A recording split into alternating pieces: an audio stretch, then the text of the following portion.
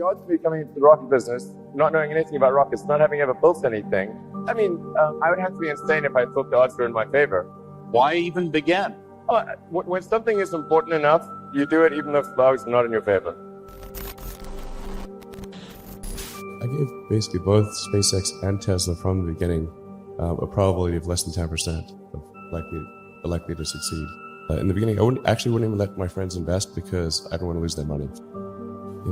I'd rather lose my own money. We almost did die at SpaceX, actually. So I budgeted for 3 flights. Technically, I did have a plan where I had the money from PayPal. I had like about 180 million from PayPal. And I thought, I'll allocate half of that to SpaceX and Tesla and Solar City, and that should be fine. But then what happened is things cost more and took longer than I thought. So I had a choice of either put the rest of the money in or the companies are going to die. And it's like, so I ended up putting all the money in and borrowing money for rent from friends. We came very close to both companies not succeeding in 2008.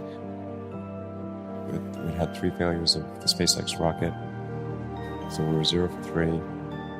We had the crazy financial recession, like the Great Recession. The Tesla financing round had fallen apart because it's pretty hard to raise money for the start of a car company if GM and Chrysler are going bankrupt. If that 4th launch hadn't worked, that would have been it. We would have not had the resources to mount a 5th. You couldn't have gone on at that point. Yes, death would have been, I think, inevitable because we did not have the resources to mount a 5th launch. I tried very hard to get the right expertise in for SpaceX. I tried hard to find a great chief engineer for the rocket, but the good chief engineers wouldn't join, and the bad ones, well, there was no point in hiring them. So I ended up being chief engineer of the rocket. So if I could have found somebody better, then we would have maybe had less than 3 failures. Successful entrepreneurs probably come in all sizes, shapes, and flavors. An obsessive nature with respect to the quality of the product is very important. Really focus on making a product that your customers love. It's so rare that you can buy a product and you love the product when you bought it. There are very few things that fit into that category.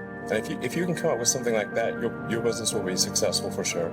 If you get it such that your customers want you to succeed, then you probably will. When my brother and I were starting our first company, instead of getting an apartment, we just rented a small office and we slept on the couch. And we showered at the YMCA, and we're so hot up we had just one computer. So the website was up during the day, and I was coding at night. 7 days a week, all the time. It's really a mindset. You have to decide, we're going to try to do things differently. You shouldn't do things differently just because they're different. They need to be different and better. But I think you just have to sort of decide, let's think beyond the normal stuff and have an environment where that sort of thinking is encouraged and rewarded, and where it's okay to fail as well. Because when you try new things, you try this idea, that idea, well, a large number of them are not going to work. And that has to be okay. If every time someone comes up with an idea, it has to be successful, you're not going to get people coming up with ideas. Just showing up is half the battle. You got to try hard to do it, and don't be afraid of failure. You also need to be rooted in reality.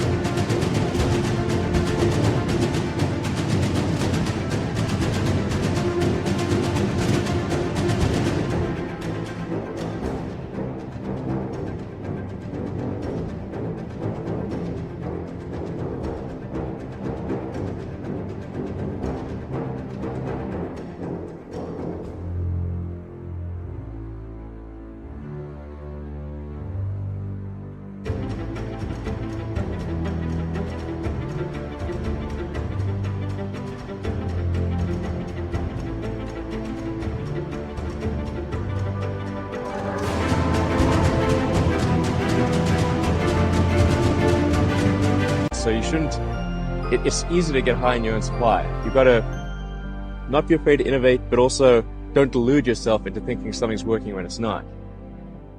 Or you're going to get fixated on a bad solution.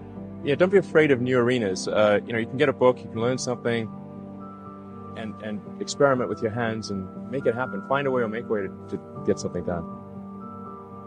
Even if you're the best, there's always a chance of failure. So I think it's important that you really like whatever you're doing. If you don't like it, life is too short. I seem to have a high innate drive, and that's been true even since I was a little kid.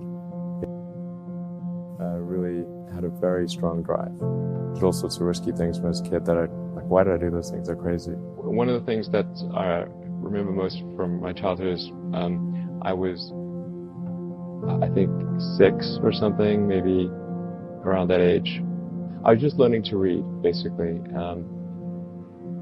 And I was grounded one afternoon and prevented from going to play with my cousins who lived on the other side of town. And I disagreed with this, so I escaped from my nanny and walked across town. And I could barely read the road signs. So, I mean, in retrospect, this was obviously a very foolish thing to do because something terrible could have happened to me. I could have been kidnapped or run over or something like that. But I was...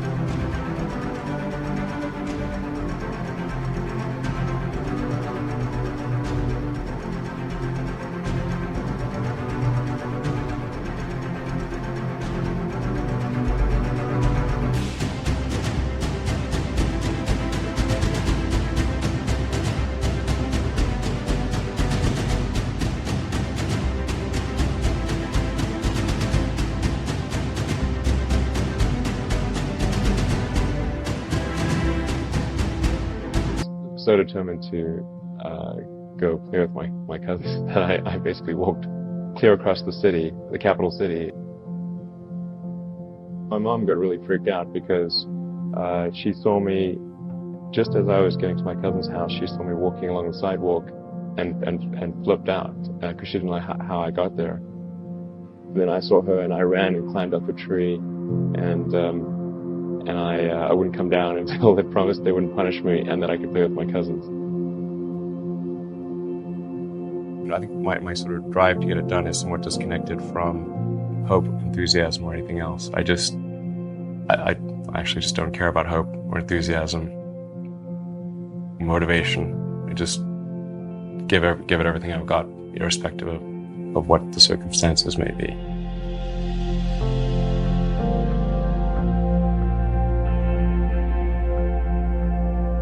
People tend to overweight risk on a personal level.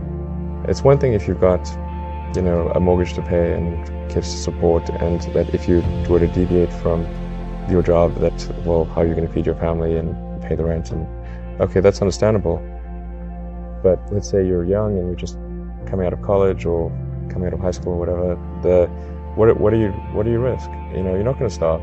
I mean, it's really certainly not in any kind of modern economy. It's so easy to earn enough money just to live somewhere, and it's very easy to do. So I don't know what are they afraid of? They're mostly afraid of failure, I think, But people should be less risk averse when there's not much at risk. It's the time to take risk. You don't have, you don't have kids. As you get older, your obligations increase. So and once you have a family, you start taking risk not just for yourself, but for your family as well. It gets much harder to do things that might not work out. So now is the time to do that before you have those obligations. So I would encourage you to take risks now. Do something bold. You won't regret it.